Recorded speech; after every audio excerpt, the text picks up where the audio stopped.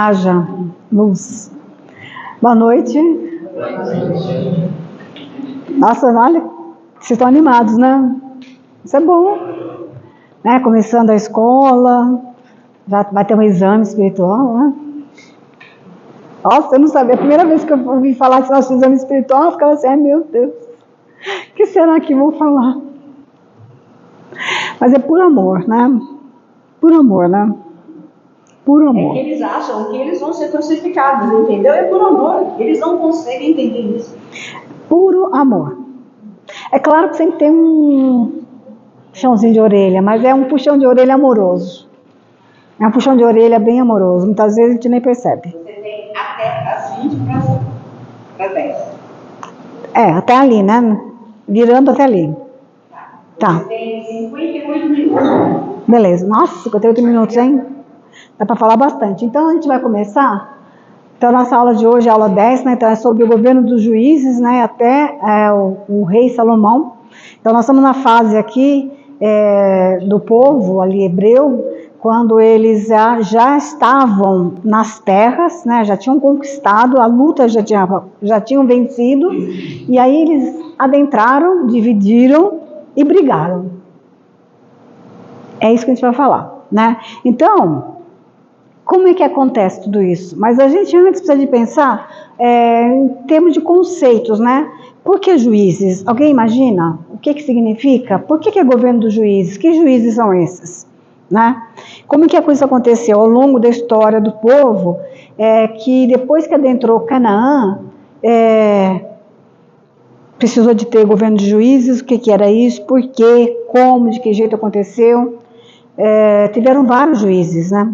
Eles passaram por esse período mais ou menos uns 400 anos, né, de acordo com algumas coisas que a gente lê na Bíblia. Alguns falam que foi mais, né, 500 anos, 600, mas em média foi 400 anos que eles viveram essa fase. Sabe aquele momento que a gente vem na casa espírita buscar ajuda? Aí a gente recebe tratamento, aí a gente fica bem, a gente ouve a preleção, a gente recebe passe, aí a gente fica legal, fica ótimo, aí a gente vai para casa, nossa, a vida tá uma maravilha, vamos lá no barzinho, vamos fazer isso, vamos fazer aquilo, aquelas coisas que a gente não devia estar fazendo, e começa a fazer de novo. A vida tá boa, vamos lá. E aí começa de novo os problemas, nossa, de novo o problema, aí, nossa, eu tô ruim. A casa espírita, tratamento, preleção, né? Aí vai ficando bem de novo, fica ótimo, aí começa, não vou mais lá hoje não vou essa semana, não vou a próxima. Aí começa de novo a fazer aquelas coisas como se, sabe, né? Não tivesse problema nenhum fazer qualquer coisa. E de novo começam os problemas. Aí de novo eu tô mal, e de novo eu volto na casa espírita, e de novo eu sou tratada, e assim vai indo. E que hora que vai parar isso? Na hora que eu parar e pensar, o que eu estou fazendo na minha vida? Essa é a história, né? Esse é, assim, uma síntese do que aconteceu, né? Altos e baixos, né? Desse povo. Então a gente vai passar, pode passar, por favor?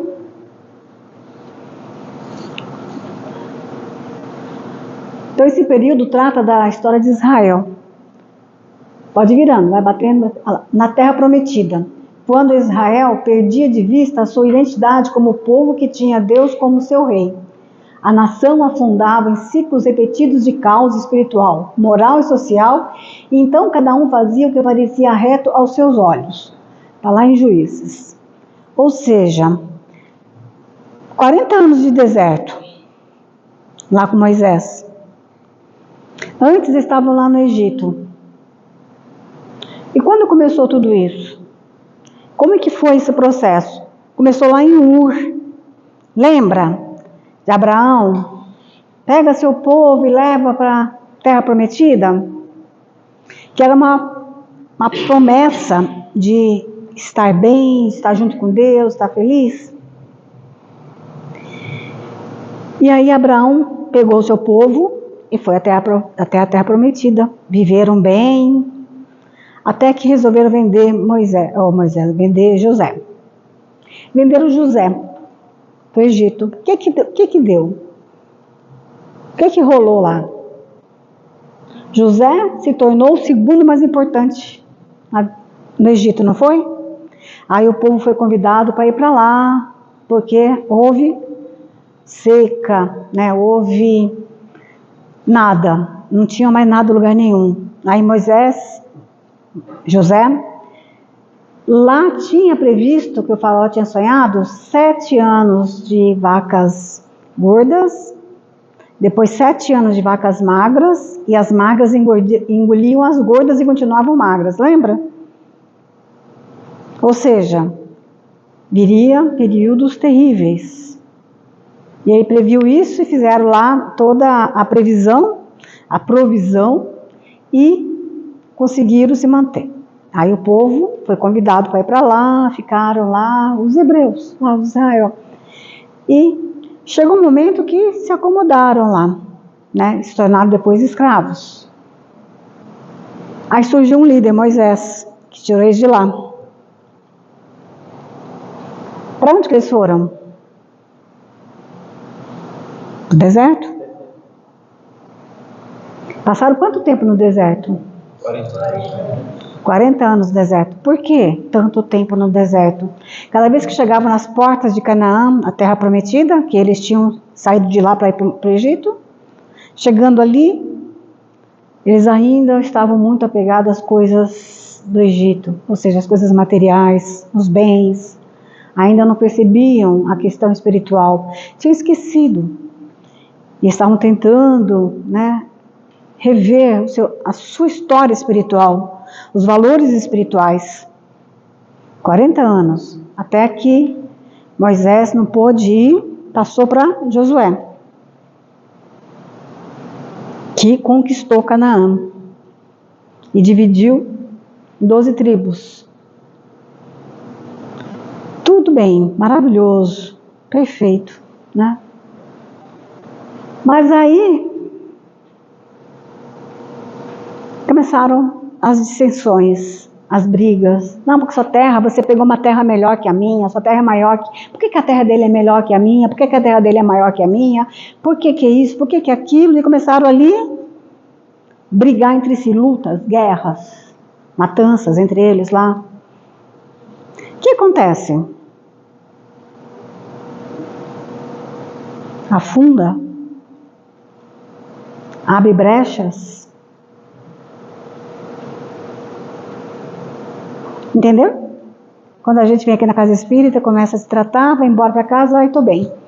Aí esquece. Aí começa a fazer um monte de coisa errada. Aí fica ruim de novo. É uma história que lembra a nossa história espiritual, a evolução espiritual nossa, a nossa força espiritual. Pode passar. E aqui, pode ir passando. Passa. Então, após a morte de Josué, de Moisés, Josué assume a liderança. Daí eles conseguem conquistar com, segundo nós temos na Bíblia, vibrações de trompas e pés. Né? Eles conseguiram bater. Pode ir. E assim, eles conseguiram, através da fé e da confiança, naquele momento em que eles já não aguentavam mais ficar no deserto, eles voltaram para dentro de si, buscaram a força, se juntaram e conquistaram. Fé e confiança. Começaram a adquirir fé e confiança. Confiança em quem?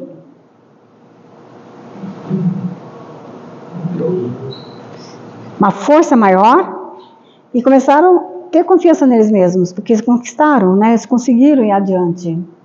Vibrações de trompas e marcha ritmada, né? Ou seja, eles conseguiram pela força, pela persistência, né? Fé e confiança. Pode passar. E aqui então foram batalhas sucessivas, né? Começar a conquista de Canaã, a terra prometida, batalha contra o rei de Jerusalém, que estavam tomadas, né? Pelos outros povos. E o sol parou para que os hebreus pudessem ver os seus inimigos. Não houve, nem antes e nem depois, dia tão comprido. Ou seja, foi tão intensa essas guerras, essas lutas, que pareceu que tudo parou. O tempo parou. Pode ir, por favor.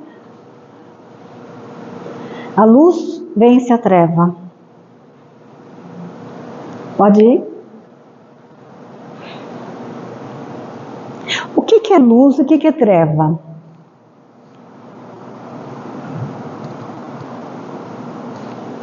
A luz vence a treva. A treva é o desconhecido, é a ignorância. Não sei, não vejo. A luz é o conhecimento. E muitas vezes ele vem com a nossa sintonia com o alto, através de inspirações. Aí consolida, né, ali a conquista de Canaã. E Josué divide as tribos em 12 e reina por 25 anos.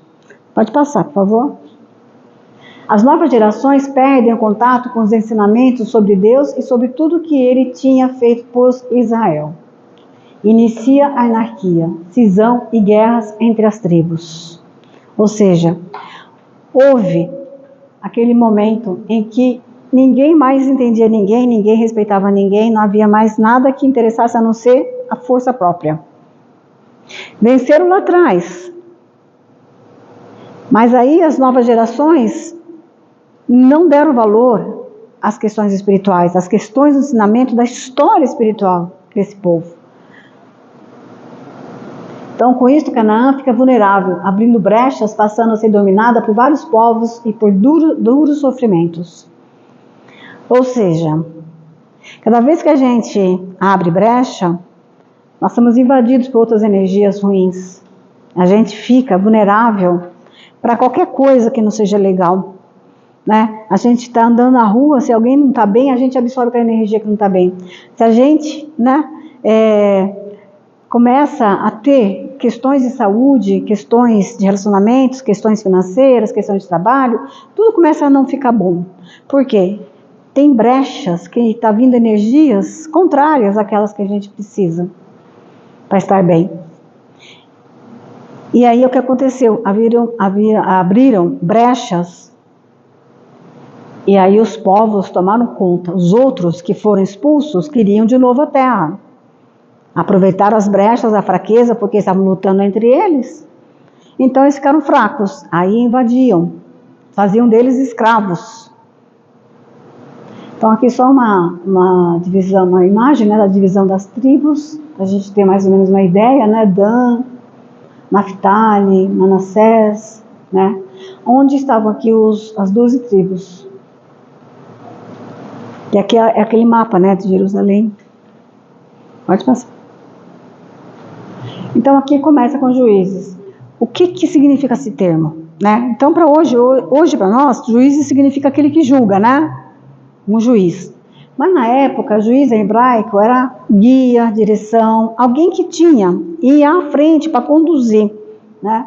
Então, Deus, na sua bondade e misericórdia, suscitou vários juízes, ou seja, várias pessoas que estiveram à frente para poder auxiliar aquele povo a encontrar de novo o caminho de Deus. Né?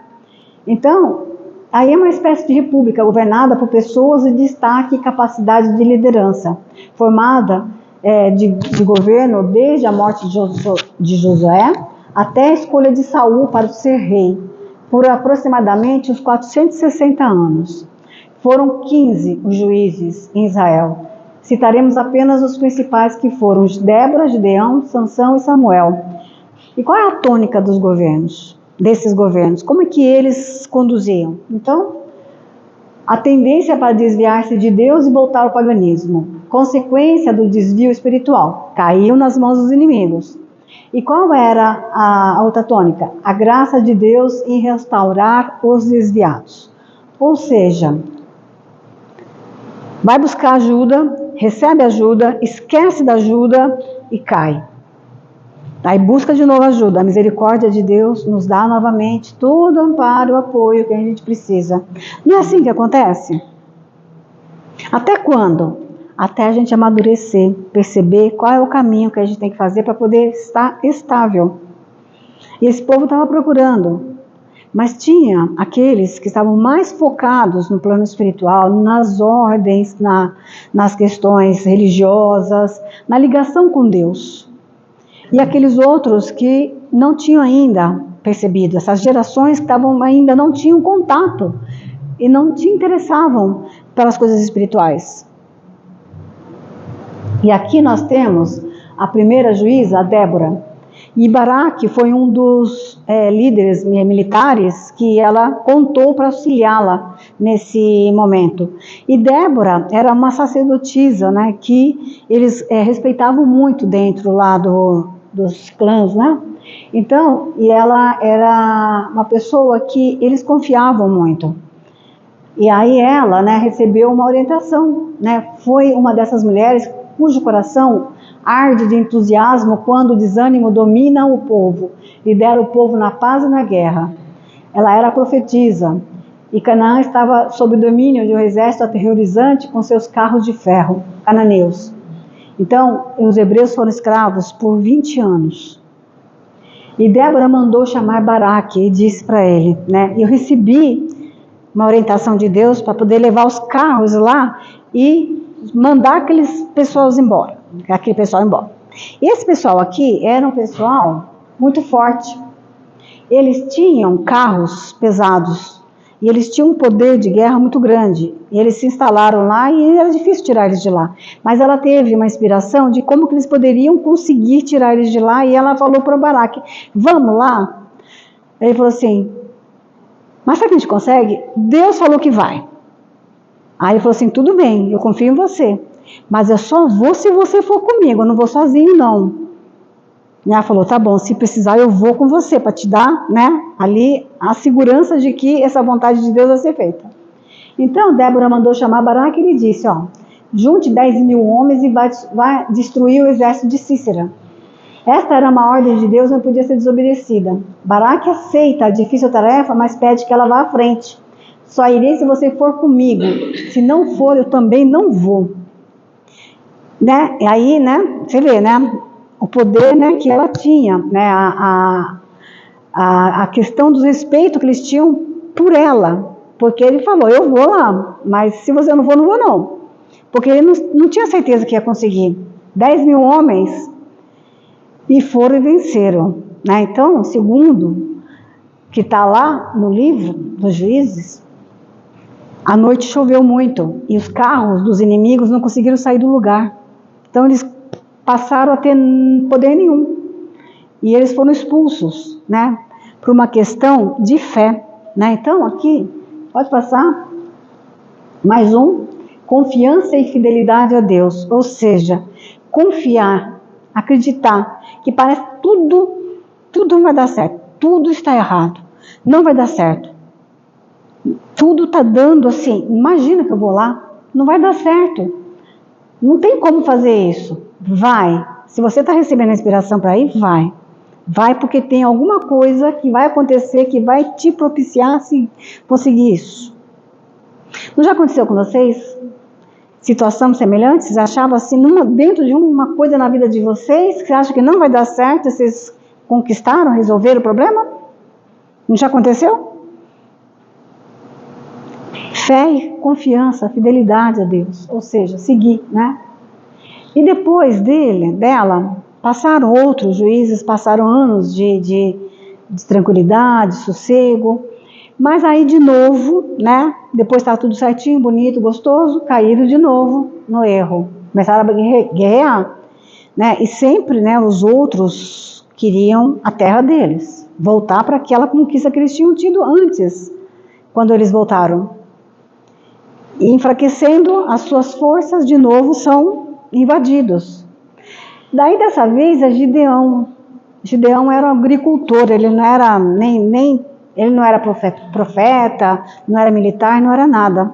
Mas assim, de poder, né? Dizer assim, não, ele é uma pessoa, né? Ele era um agricultor. Então ele falou, mas por que eu, né? Eu sou um simples agricultor. Mas por quê? Ele tinha fé, ele acreditava, ele tinha força de fazer algo em que os outros pudessem segui-lo. Então, né, pouco depois escravizados pelos midianitas, né, e ele era um rústico agricultor, teve a visão de um espírito familiar de sua tribo, Manassés, que o mandava liderar o povo. Luta contra o medo e pede provas que foram concedidas. Então ele tinha muito medo. Falei, será que eu vou conseguir? Ele pediu provas, e as provas foram atendidas. Sabe o que ele pediu? Ele falou assim, tá bom, você veio me pedir dizendo que eu posso. Eu quero saber se você pode. Porque você está dizendo que vai me dar apoio, eu quero saber. Não sei. Né? Você está dizendo que você é um espírito forte que vai me ajudar. Eu não sei se você vai me ajudar. Eu sou apenas um agricultor aqui, não sei fazer nada. Eu posso te ajudar, você pode vencer. Tá, então me prova isso. Falou, tá, o que você quer? À noite, eu vou colocar palha lá no quintal, lá fora. Você vai mandar chover e não vai molhar a palha. A palha que está lá fora, quando chover, ela não vai ser molhada. Não vai cair nenhuma gota d'água nela. Aí aconteceu isso. Ele pôs a palha lá fora, choveu e não molhou a palha. Falei, tá fácil. Então eu quero o contrário agora. Eu quero que molhe a palha e não molhe mais nada. Está escrito isso. Aí, o que aconteceu? À noite, choveu, molhou a palha e não molhou mais nada. Falou, tá bom, agora eu confio em você, acredito. O que eu tenho que fazer? Chama o exército. Me manda beber água. Falou, por quê? Ele falou, chama. Aí ele chamou, né? Então escolhe, né? Milhares de homens, né? Escolhe milhares de homens, porém o importante era a qualidade e não a quantidade. Então, ele escolheu milhares e aí pediram para ele beber água. Para aqueles que beber água sem fazer barulho, você escolhe. Você vai chamar. Você imagina, né? Ele ficou lá olhando um por um para ver quem estava fazendo barulho quando ele estava bebendo água lá no rio. Ele escolheu, foram 300 homens só. De milhares, sobrou 300 que beberam água sem fazer barulho. Ou seja, eram pessoas que sabiam se comportar. Pessoas que sabiam se portar ali. Pessoas que tinham um senso.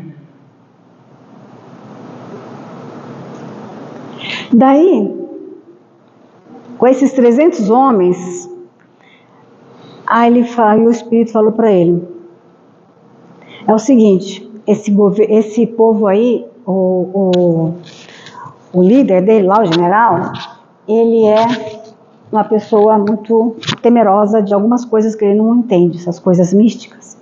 Então eu vou fazer ele sonhar que vai cair do céu bolas de fogo que vai matar todo mundo. E você vai pegar esses 300 homens, vai criar bolas de fogo para jogar lá, com catapultas, lá onde eles estão acampados. Então, quando, na hora certa, exata, que eu falar para você fazer, você faz, para poder dar certo. Então, o cara sonhou, o general estava lá, dormindo, sonhou que estava caindo, né? E no sonho dele, que aquilo ia matar. Então ele acordou desesperado, saiu para fora para olhar lá fora e viu aquelas bolas de fogo vindo que eles estavam jogando exatamente naquela hora que o Espírito falou para ele fazer. Ele chamou o exército para sair correndo porque eles iam morrer. Parece simples, mas eles conseguiram com isso, simples, né? Então tá lá em cima a imagem, né, com os fogos. Aí foi no começo da vigília da medianoite, que ia da proximidade das 10 da noite a cerca das 2 da manhã, que Gideão atacou o acampamento midianita. Os valorosos Gideão, né, Gideão, orientado por Deus, né, os juízes ali. Então, o valoroso Gideão. Né, então, ele teve ali a confiança e a fé, e ele seguiu as orientações e deu certo. Por quê? Ele confiou e ele acreditou. Né? Então, e ele, né, governou, né, por 40 anos, foi relativa paz, mas aí ele teve os filhos adotivos, Abimeleque, que se transforma num tirano e mata todos os outros filhos dele. E toma o governo e de novo cai tudo aquilo que ele conquistou. Né? Então, um novo flanco se abre e outros juízes surgem até essa sanção. Então, aqui, novamente, aquela questão da força, né? E do medo, e da questão do egoísmo, do poder, do eu, só para mim, né? A força, né? Então, a questão de estar os valores, né? Os valores espirituais. E aí é a qualidade e coragem. Então são os valores espirituais, né? A qualidade dos valores, né? Será que ele passou o suficiente para os outros? Porque o filho dele fez isso. Será que ele conseguiu transmitir tudo? Mas nem sempre a gente consegue manter todos ali na orientação. Daí veio o Sansão. Qual a história de Sansão? Ele não perdeu o cabelo? Né? E como que aconteceu isso? Era o cabelo o poder dele? Era? Mas era o cabelo o poder dele? Não. A força dele estava onde? Na fé. Que ele perdeu porque ele se deixou seduzir. Porque quando o povo lá soube que ele, né, essa tradição dele, da mãe dele, que ele com o cabelo, né, dele estava a força dele, e ele, né, foi uma promessa, e ele nunca cortou o cabelo, e ele achava que estava no cabelo dele a força. E quando o povo lá que queria destruir soube, falou para Dalila, vai lá e seduz ele, corta o cabelo dele que ele vai perder a força.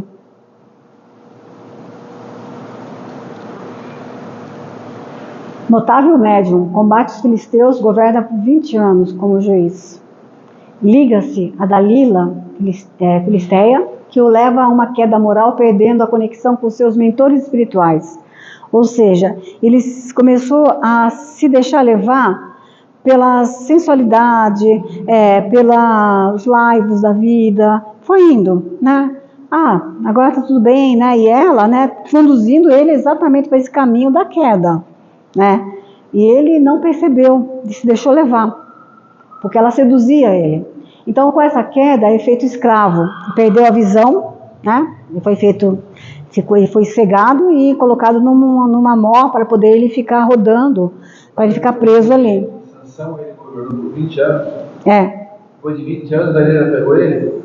Depois de 20 anos, daí já caiu. Então, porque assim, ele, né, governou, estava indo tudo bem, porque chega assim, qual é a tônica? Lembra da tônica? Ou seja, eu estou forte, eu estou bem, estou poderoso, né? E acaba se esquecendo. Por que está assim?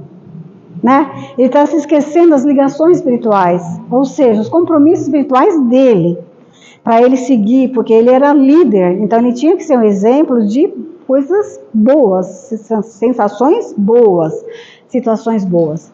E aí ele começou a ser seduzido, porque olha como você é poderoso, olha como você é bom, olha como você é bonito, olha como você é forte, e aí vai seduzindo, né?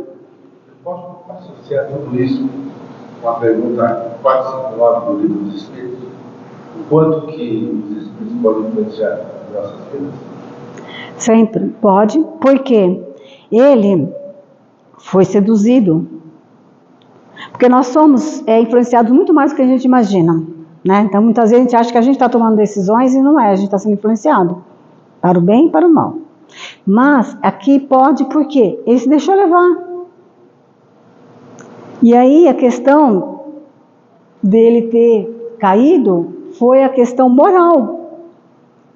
Foi a questão moral, porque quando ele percebeu que ele estava caído dentro dessa situação, não foi o corte do cabelo que derrubou ele, foi ele ter percebido que ele estava no caminho errado. Até ele despertar. Quando ele despertou, o que ele fez? Ele destruiu tudo isso. Não foi? Quando ele derrubou lá, qual a representação disso? A representação, né, dele ter destruído tudo isso. Ou seja, dentro dele ele estava buscando um novo caminho, destruindo aquelas coisas do passado. Isso são representações para a gente poder estar entendendo qual é o processo. Né? Porque aqui, cego e atado a um nó era utilizado para fazer girar um moinho. Sofreu muito e com o sofrimento vai depurando o espírito e adquirindo a mediunidade. Cortar os cabelos significa o corte de uma ligação, o rompimento de um tratado devido a uma queda moral. Ou seja, ele, né, percebeu o erro dele. Quando ele percebeu, ele voltou-se de novo à busca da sua espiritualidade. Aquela coisa, estou bem, estou maravilhosamente bem. Esquece que são as ações que nós temos que ter de manter aquilo, né? De manter a nossa postura, de buscar sempre o lado espiritual da vida, a moral. Qual que é a nossa moral? Não é amor, não é a caridade, fazer o bem pra gente, fazer o bem pros outros, viver bem, buscar o sentido espiritual da nossa vida? Não é isso? De repente a gente começa a deixar levar pelos prazeres que são passageiros. Não que a gente não tenha que ter esses prazeres, mas assim, eles são passageiros, a gente pode viver. Mas quanto a gente está dando atenção a isso? E está esquecendo do lado espiritual? Aí, e dentro desse processo todo, dessas situações todas, tem uma pessoa ali, Ruth. Ruth faz parte da árvore genealógica de Jesus. Então, dentro desse processo todo, ela está ali. Está nesse período, ela faz parte da raiz ascendência de Jesus. Era uma mulher de Boaz, mãe de Obed, que foi pai de Jessé, que por sua vez foi pai de Davi, e Jesus descende da linhagem de Davi. Então, é a caridade e amor ao próximo. E a Ruth, ela era moabita, ela não era judeia, era moabita. E ela, né, por amor, a mãe do seu marido, ela voltou, ela foi junto com a mãe até Jerusalém, voltou para casa da mãe, da sogra, né? Ela cuidou da sogra, porque o marido dela morreu. Então ela cuidou da sogra. A sogra falou assim: você não tem obrigação de cuidar de mim, né? Você pode ficar aqui nas suas terras, eu volto para a minha. Ela falou: não vou deixar a senhora sozinha. Voltou com ela, cuidou dela, e nisso conheceu Boaz, um rico proprietário que, com casamento com ele, ela pôde ajudar muitas famílias, pôde ajudar muitas pessoas. Então, a caridade e amor ao próximo. Pode passar, por favor? E aqui Samuel, né? Então esse foi o último juiz, o juiz da transição. Aquele que foi um médium excelente, mas ele também se perdeu no poder. E ele, percebendo isso, ele tomou algumas atitudes. Então, foi um grande profeta, médium com faculdades mediúnicas bem desenvolvidas, mantinha contato com os espíritos, último juiz de Israel, profeta e sacerdote. Perdeu a Arca da Aliança numa guerra em que a levou como amuleto. Sabe da Arca da Aliança? Eles lá criaram uma arca para colocar qual aliança? Quando foi? Lá com Moisés, né? As leis que Moisés trouxe. Eles guardaram, né? O povo começou a criar uma arca para guardar ali tudo, deixa que eu pego, tudo o que estava escrito das leis deles, as leis mosaicas, as leis daquele povo. Então, eles guardavam tudo ali naquela arca, e aonde eles iam, aquela arca ia junto. Então era ali a base da cultura espiritual deles. A base espiritual deles estava tudo escrito ali. E aí, né, numa guerra que eles sofriam, muitas guerras, mas numa delas, eles achou que se ele levasse a arca, ela seria um amuleto para eles ganharem a guerra. E foi muito ao contrário, eles perderam a arca na guerra, perderam a guerra e perderam a arca. Depois conseguiram reaver essa arca com os escritos. Mas eles perderam, foi assim, né? É como se a gente fosse assim, sabe? É um amuleto, né? Então eu tenho um negócio aqui, então se eu tenho esse negócio aqui, isso aqui está benzido, então isso aqui me ajuda. Onde eu for, eu não posso ficar sem isso. Mas, né? Aí um dia que eu esqueço isso aqui, eu falo, pronto, não estou protegida, porque eu não estou com isso aqui, né? Mas o poder não está nisso aqui. Aonde que está o poder? Está em nossa crença, né? Está em nós acreditarmos que nós estamos protegidos. Isso aqui é apenas um lembrete, né? A gente não vai dizer assim para os outros, não usa essas coisas porque isso aí é bobagem. Para ele não é, mas tem que saber que isso aqui não é o poder. Isso aqui é um lembrete. Então, a arca representa aquela ligação com Deus, né? A arca de aliança com Deus, né? Que Moisés escreveu lá naquela época que estavam lá no deserto. Então, aí a reflexão é misturar as coisas de Deus com as coisas profanas, né? A verdadeira atitude não é levar a arca, mas a bandeira de Deus nos corações. Ou seja, confiar, acreditar, né, que está aqui em mim a força, o poder, e eu posso ter essas orientações, essa inspiração, essa orientação, como acontecia até agora. Né, todos os juízes tiveram as inspirações, como eles poderiam fazer para tirar aquele domínio daqueles povos ali e reconduzir as suas ações para o lado espiritual. Né? E aí, Samuel, ele, quando percebeu tudo isso, ele começou também a avaliar as suas condutas, e o povo começou a ficar muito, cansado de tudo isso, porque os outros povos, eles tinham reis. Agora eles são fortes porque eles têm reis, a gente não tem rei aqui. Então tem que criar um reinado aqui, porque a gente tá fraco. Daí, né, ele falou, Samuel os adverte. Vocês que têm o rei dos reis, querem um rei mortal pecador? Não, volta lá, deixa lá. Volta lá, por favor. Um rei mortal pecador de carne e osso? Ou seja, quem era o rei dos reis? Né? Era aquela inspiração que eles tinham, porque aí não tinha Jesus ainda. Quem era o rei dos reis? Deus. Era a grande vida, né? Que inspirava eles. E eles achavam que, tendo, né, um rei ali, físico, eles iam conseguir. E insistiram tanto que ele falou, tá bom, a gente vai fazer, vamos atrás de alguém. Ele foi, consultou espiritualmente, ele fez lá, né, as suas consultas espirituais, foi lá, né, no grupo de médiuns, né. O que eu faço, né? Como é que eu faço? Quem que eu posso indicar? Onde que eu vou? Como que eu faço para poder conseguir atender esse povo? Então, aí agora sim, pode passar, por gentileza. Então, o povo estava bastante materializado, né? A sequência de lutas e problemas sociais criou a necessidade de um comando militar único. Os hebreus adotaram então a monarquia.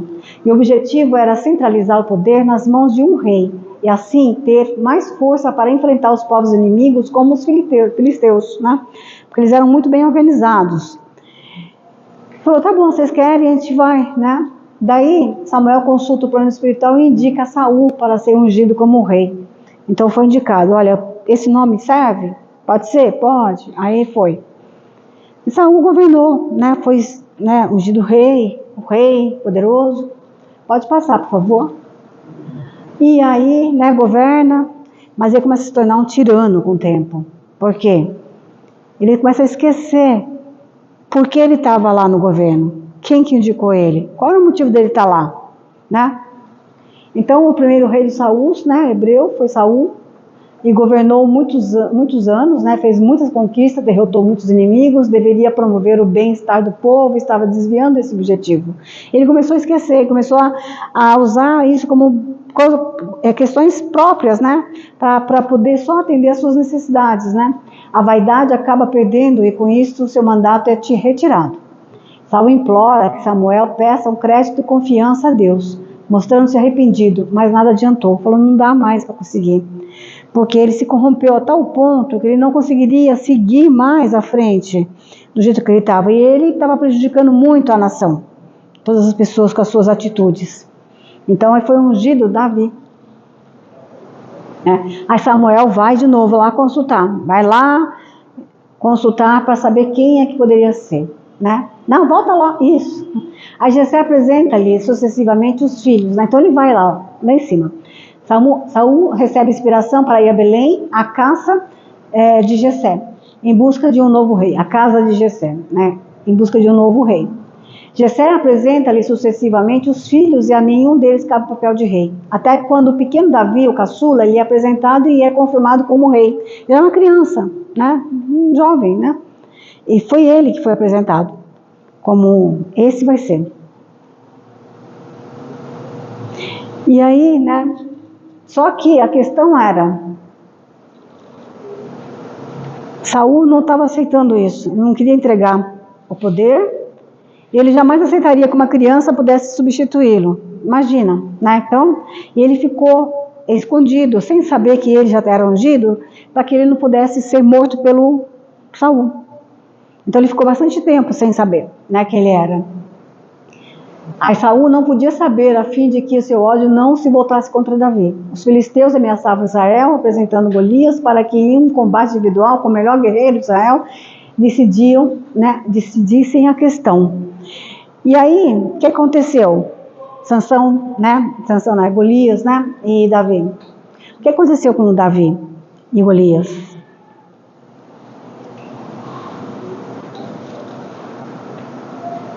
Deus não escolhe pelo tamanho e força, mas pelos valores do coração. Ele matou com uma pedrada aquele gigante. Lembra da história? Ele matou com o quê? Com uma... Ele foi no lugar certo e ele caiu morto. Ele não fez nada, simplesmente atirou lá e matou o cano. Ou seja, ele mostrou, né, ali a vitória da inteligência sobre a força. É paralelo com os nossos defeitos, olha. A inteligência contra a força. Ou seja, não adianta ficar lutando, eu tenho que saber por quê e como sair dos meus caminhos, conduzir-me por um caminho que eu possa me livrar desses defeitos, mas sem lutar contra eles. Mas como que eu posso conseguir isso? Eu tenho que usar inteligência, eu tenho que usar sabedoria, não é? Daí, deixa eu virar para cá. Na volta lá um pouquinho. Volta um pouquinho, por favor. Estou no meu horário ainda. Então aqui, ele venceu, e aí o filho dele, Salomão, depois quando ele estava já idoso, assumiu o governo. Agora pode passar, por favor. E aí ele governou, né, por 80 anos, foi um governo muito rico, ele conseguiu muitas conquistas, muitos comércios, né, ele teve muito contato com o comércio exterior, ele desenvolveu e ele construiu 7 templos. Qual foi a grande ação de Salomão? Qual foi a ação mais importante do governo de Salomão? Que ela é importante para os judeus. Paz. Negociação. Não. O que ele construiu? O que ele levantou? O templo. Ele criou o templo. Foi no governo dele que foi criado o templo e um local para colocar a Arca da Aliança. Olha só, foi assim de suma importância, tanto que o povo judeu até hoje, né, valoriza essa ação. Tem lá as muralhas, não tem lá as muralhas da lamentação? Ela é uma parede do templo que sobrou. Tanto que é importante para eles essa ação aqui. Então foi uma ação muito importante que ele teve. Mas ele também se perdeu pela vaidade, né? Ele começou, depois que ele começou a ficar forte, poderoso, conquistou, né? Todo mundo falando, que rei maravilhoso, que rei forte. Ele falou, eu sou mesmo, eu sou. E começou a se perder também na vaidade, nos poderes. Começou a ter, né, um monte de concubina. Dizem que tinha até 700. E isso começou a criar... Era 700 esposas e 300 concubinas. Então, aí com isso ele começou a criar... Mas ele era justo, né? Ele era justo. Tanto, né, que tem aquela história da criança, né, quem é a mãe, né? Aí quem é a mãe, né, porque as duas, né, mulheres, uma lá... Vocês sabem essa história? Então, aí... a mulher, né, falou, a mãe falou, não, pode entregar para outra mulher. Falou assim, então você é a mãe, você pode ficar com a criança. Porque a outra não estava se importando, porque não era filho dela mesmo. Ela, né, perdeu o filho lá por uma questão que ela não soube cuidar, né, morreu sob os cuidados dela. Aí ele possuiu um harém com centenas de mulheres, inclusive não judias, o que causou desunião do povo, levando por fim a cisão das tribos. De novo, novas cisões. Olha, com o governo, hein? Eles queriam um governo, não queriam? Tiveram. Mas o que aconteceu com esses governos? O que aconteceu com o governo? falando de uma esposa que ele teve que mais gostava, né?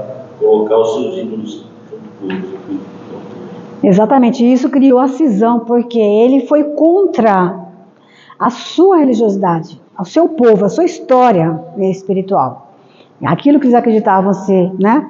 Ele foi contra, porque ele começou aí, né? Qualquer coisa serve, pode ser, exatamente. Aí houve a cisão, de novo, né? As perdas.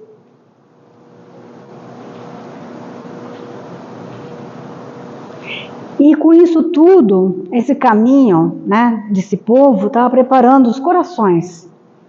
Porque ao longo dessa história, eles estavam sendo preparados para algo que vinha depois. Alguém que viria depois. Então, eles estavam ali sendo conduzidos para despertar o lado espiritual da vida deles. Para sair da materialidade, sair, né, dos apegos e olhar o lado material, o espiritual da vida, né? Soltar, desapegar e olhar o outro lado. Qual é o sentido da vida? Qual é o sentido da vida? Né? Então, essa é a questão.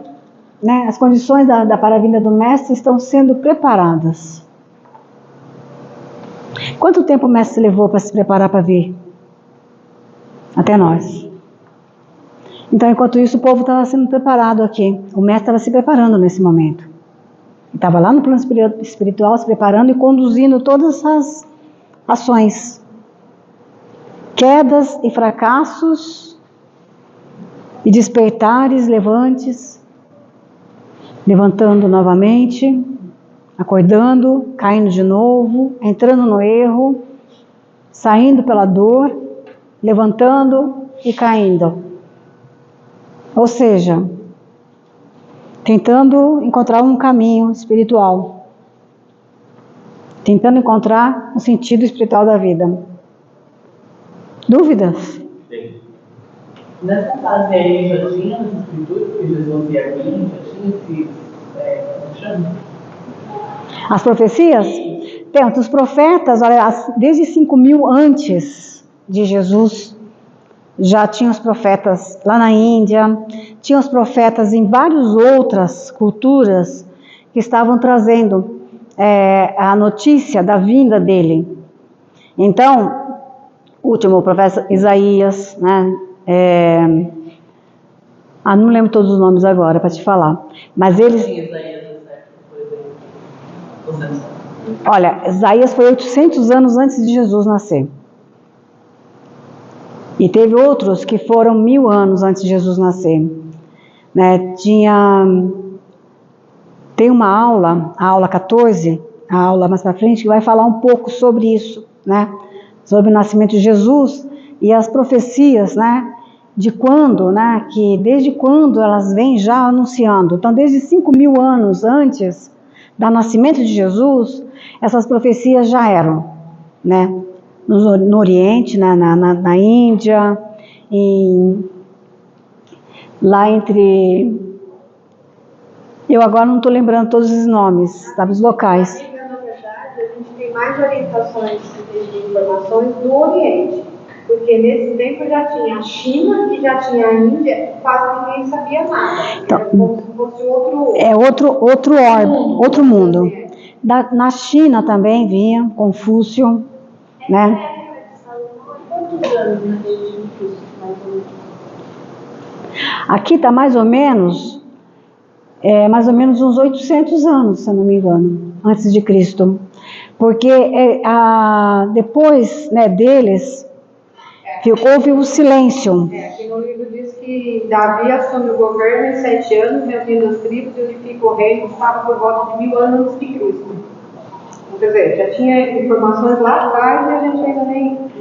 Então, porque mais ou menos 800 a 1000 anos antes de Jesus vir, né? Porque houve uma época de silêncio, né? Depois que houve todos esses reinados, houve toda essa busca, né, de encontrar um caminho para poder se solidificar, a sua busca espiritual, o povo, eles tiveram 800 anos de silêncio.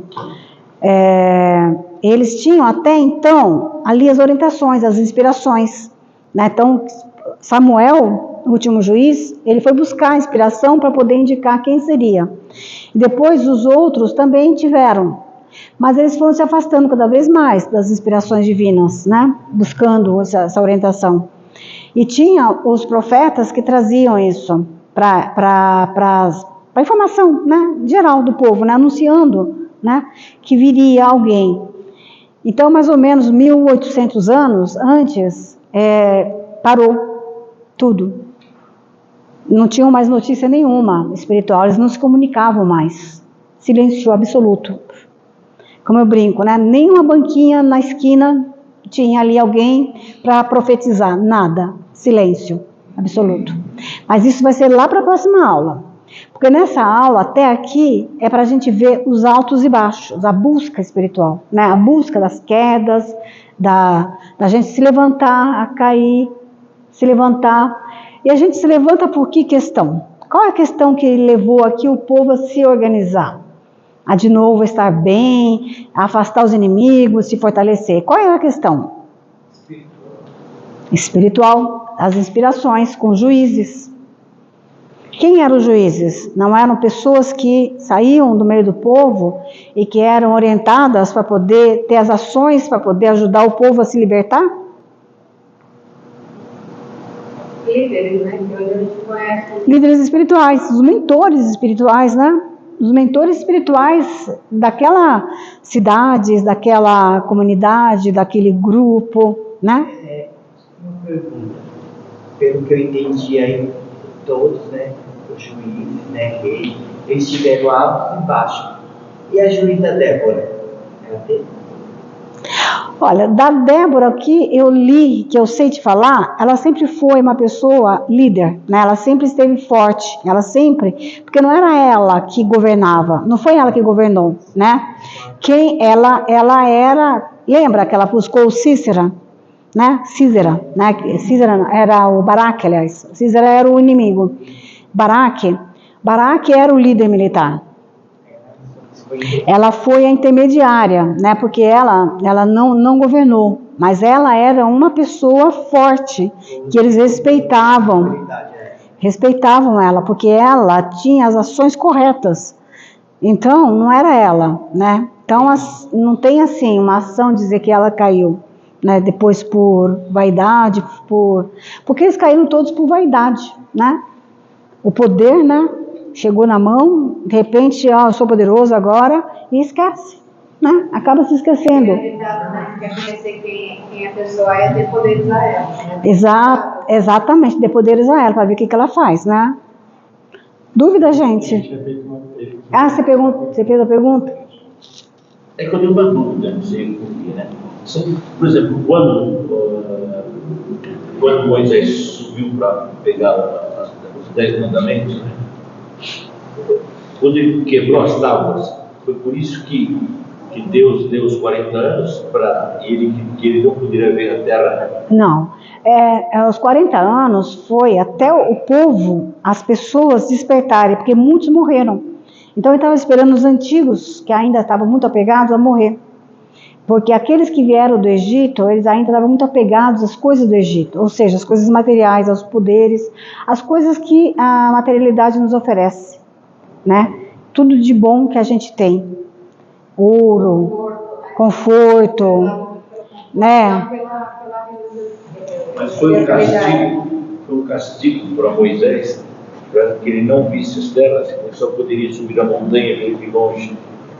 Foi de certa forma ele teve isso, porque ele se revoltou contra o povo, né? Porque foi assim, uma ação intempestiva dele, né? Porque ele não chegou, ele não entrou em Canaã. Ele só foi até as portas, ele não entrou em Canaã, porque também lá atrás ele matou uma pessoa, né, lá, o egípcio, né? E depois eles tiveram várias guerras, né? Porque durante essa época que eles estavam no deserto, eles tiveram várias levantes, né? Invasões de outras tribos, eles tiveram, do próprio povo que estava junto com ele, eles tentavam tirar a força depois de Moisés, eles criaram, né, motins, eles criavam questões internas, né? Começavam a tentar desacreditar Moisés. Então, houve muitas questões internas e muitas guerras dentro, né, daquele momento. A minha dúvida sempre foi essa, né? Por que Moisés, Deus ter prometido que ele ia para a terra prometida, né? Depois desse fato de ele ter quebrado as tábuas, né? Eu estou vendo só por aí, eu não vejo outro motivo, né? De que, não, você não vai conseguir. Olha, eu posso ver com detalhe, depois eu posso passar, sabe? Se exatamente foi essa questão dele ter quebrado as tábuas, porque eu não consigo lembrar agora esse fato. Mas depois eu posso ver. Tem outros exemplos que citam também na hora que ele bate na rocha e sai água. Mas não foi nada disso. Na realidade, o que aconteceu era que Moisés, quem ia entrar na terra prometida seria Josué mesmo. E tem toda uma explicação porque Moisés ele ia conduzir o povo, ia tirar, ele ia ficar 40 anos no deserto andando em círculo. Quando chegasse próximo da terra prometida, teria que ter um sucessor, e esse sucessor seria o Josué, que foi escolhido. E aí é onde, a partir daquele momento, quem conduz é Josué. Mas isso aí. Você vai para as terras prometidas.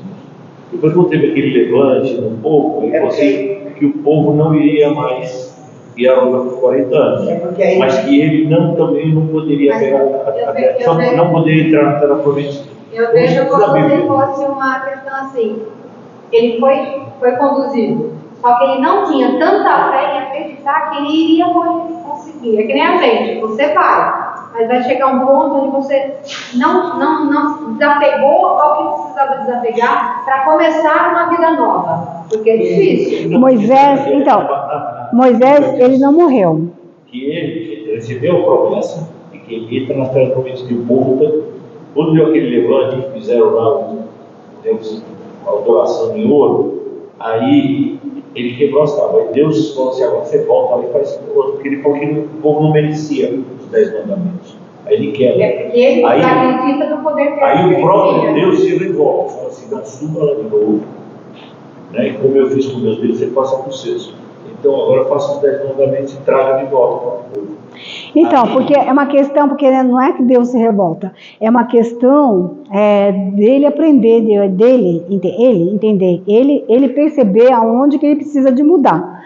E a questão, Moisés, depois que passa para Josué, ele não morre, né? Segundo a gente conhece, ele volta e vai para fazer outras coisas, né?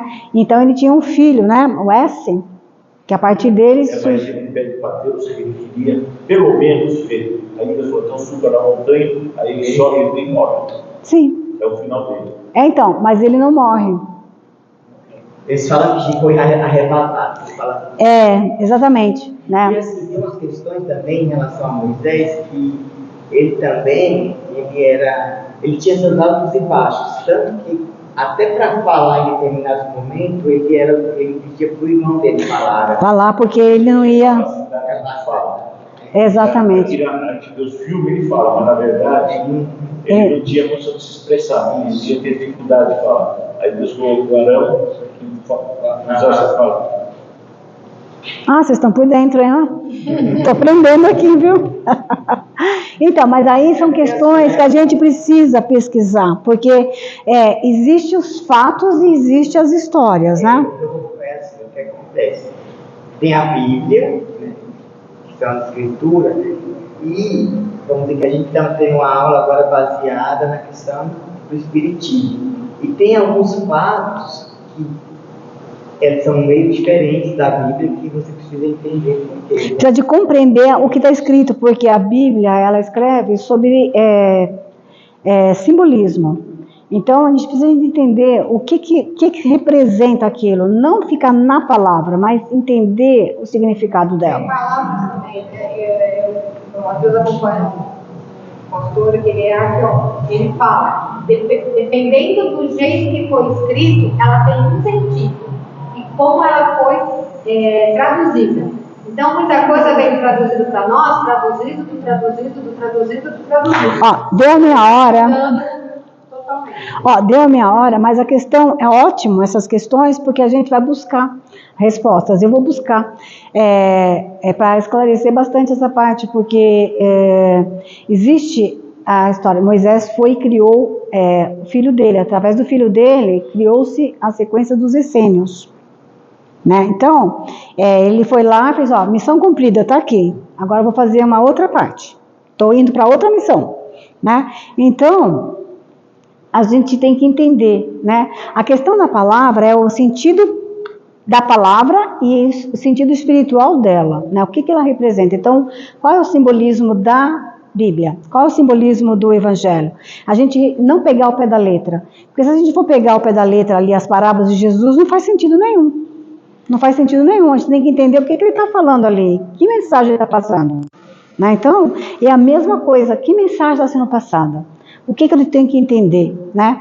Então, nessa aula, por exemplo, a tônica é a nossa vida espiritual. O quanto que eu estou buscando o lado espiritual e quantas quedas eu ainda vivo, porque eu não estou atenta às questões da minha reforma íntima, das minhas mudanças interiores, da minha busca espiritual. O quanto que eu estou ainda deixando passar, né? O quanto que eu estou me deixando levar. Entendeu? Para, em vez de fazer alguma coisa melhor para mim, eu vou e faço qualquer coisa que pode me prejudicar, né? Espiritualmente falando, né? Nesse sentido. Gente, muito obrigada. Obrigado.